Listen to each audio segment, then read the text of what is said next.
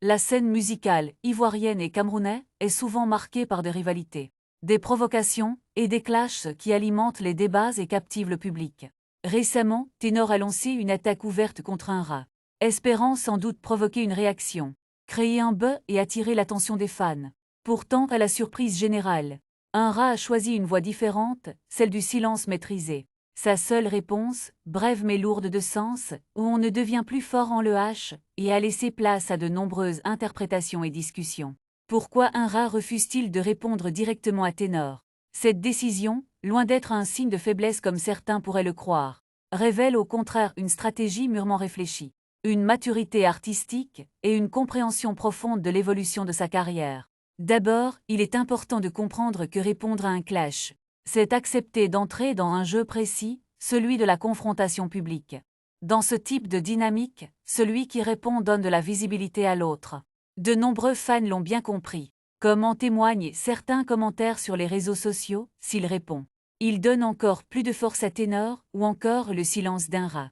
C'est déjà une réponse, en refusant de s'engager dans ce duel verbal. Imra évite de transformer la provocation en événement majeur. Ensuite, il y a la question de l'image. Imra semble, aujourd'hui, vouloir construire une identité artistique plus solide, plus professionnelle et surtout plus durable. Les clashs peuvent apporter une popularité instantanée, mais ils peuvent aussi enfermer un artiste dans une case. Plusieurs internautes ont d'ailleurs salué cette posture, il a dépassé ce niveau-là.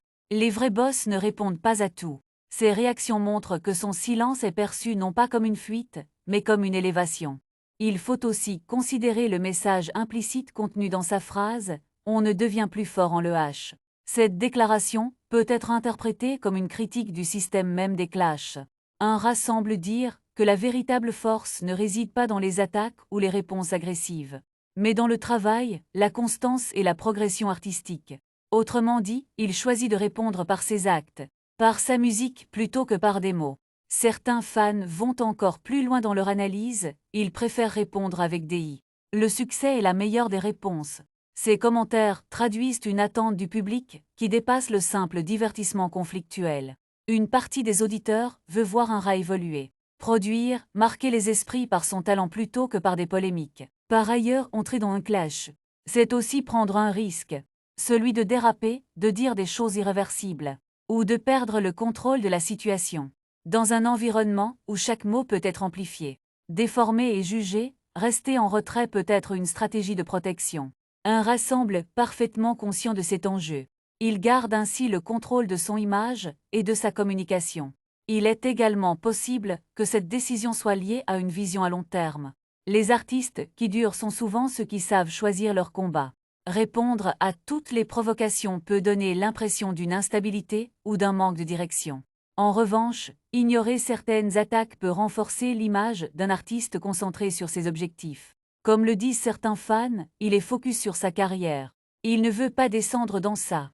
Un autre point important est le rapport au public. En ne répondant pas directement, un rat laisse ses fans prendre position pour lui, et on observe clairement que beaucoup le défendent spontanément. Cette dynamique est puissante, elle transforme le public en véritable soutien actif. Au lieu d'un clash entre deux artistes, on assiste à une mobilisation naturelle des fans en faveur d'un rat. Cela renforce son image et consolide sa base. De plus, le silence peut parfois être plus percutant qu'une réponse. Il crée de la frustration chez celui qui provoque, mais aussi de la curiosité chez le public. Ce choix stratégique maintient l'attention sans entrer dans une spirale négative.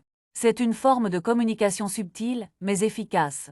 Il faut aussi souligner que dans le contexte actuel de l'industrie musicale africaine, la concurrence est forte et les opportunités sont nombreuses.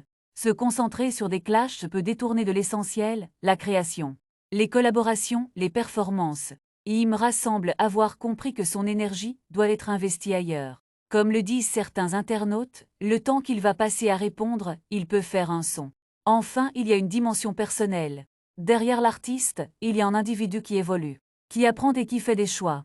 Peut-être qu'un rat a simplement décidé de ne plus entrer dans ce type de confrontation. Peut-être qu'il a déjà expérimenté ce genre de situation et qu'il en connaît les limites. Son silence pourrait donc être le signe d'une évolution intérieure, d'un changement de mentalité. En conclusion, le refus d'Unra de répondre à Ténor n'est ni un hasard ni une faiblesse. C'est un choix stratégique, réfléchi et cohérent avec une vision plus large de sa carrière. En privilégiant le travail, la maîtrise de son image et le soutien de ses fans, il montre qu'il ne veut pas se laisser entraîner dans des conflits qui pourraient nuire à son évolution. Et au fond, le message qu'il envoie au public est clair.